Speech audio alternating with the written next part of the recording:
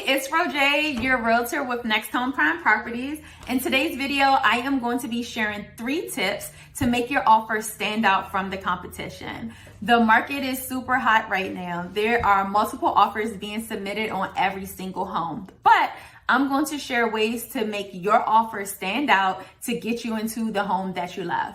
Before we start, please subscribe to my YouTube channel and also follow me on Instagram if you're not already at Rojay Real Estate.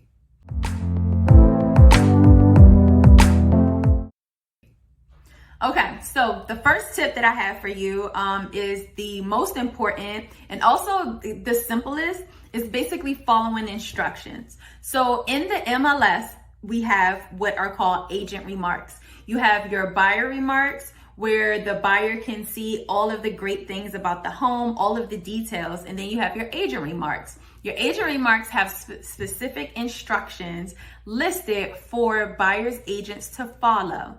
So it will be things like what type of form should you use, what type of financing is and is not acceptable. It's going to have the offer deadlines. It's going to have all of the preferences of the listing agent as well as the seller to help make the offer submission and transaction smooth.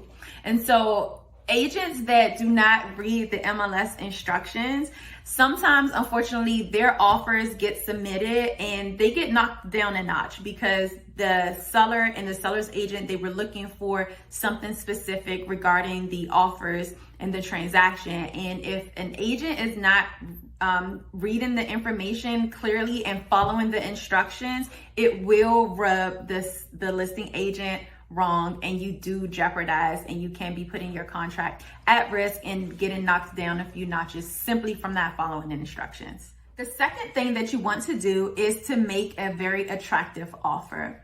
One of the ways that you can make an attractive offer is for your agent to connect with the listing agent to find out specifically what the seller's motivations are. So the MLS will have information, but it doesn't always list everything. So what your agent can do is to call the listing agent to find out specifically what the seller's scenario is. Do they need a quick closing? Do they need an extended closing? Do they need to do what's called a rent back, where after the closing, they stay in the home for maybe another 30 days and you kind of become the landlord for them for a month or so? What is it that they specifically need that your buyer can accommodate them in to make your offer stand out from everyone else's? This is a really great strategy to use because not all agents are going to call the listing agent to find out exactly how they can sweeten the deal, what the seller's needs are, so that you as the buyer can be accommodating to them and address their specific needs. So when you are looking for your real estate agent to work with, ask them, what strategies do you use to put together the most competitive offers to get your deals closed? So a super quick story just to really emphasize the importance of your agent connecting with a listing agent to get your offer accepted. I recently just went under contract with my client. The home was listed at maybe about $260 or so. We offered $270. So we went about $10,000 over. But I connected with the agent to find out what the seller's specific needs were. Our offer was attractive because my client was not asking for any seller's assistance. They have a conventional loan, but also we put in an as-is addendum. And so we said, okay, we're going to come in. We are still going to get an inspection done.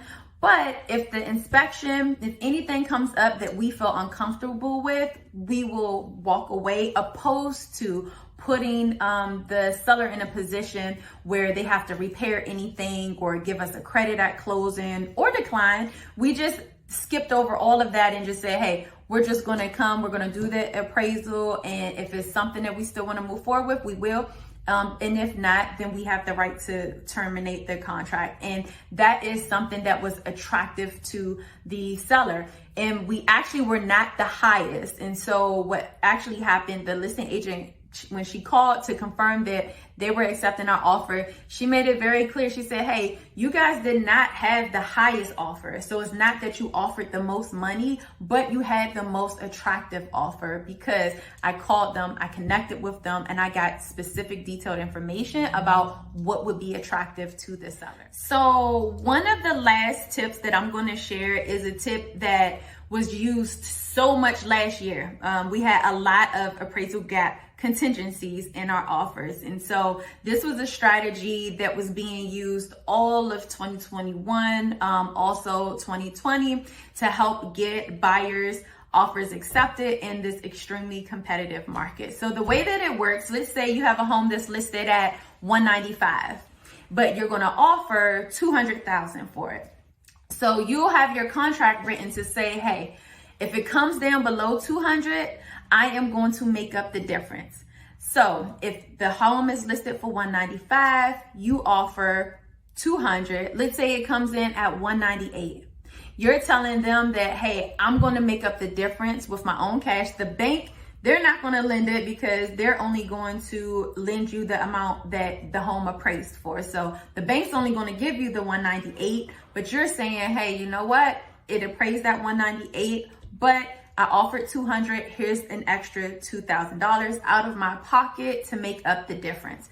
That is a strategy that we saw a lot last year, and that we are still seeing this year. If you are in the process of trying to purchase a home and you need an agent that has strategies and ways to get your offer accepted in this competitive market, reach out to me. I will be delighted to assist you. My contact number is 301-383-7541. I hope to hear from you soon, and take care.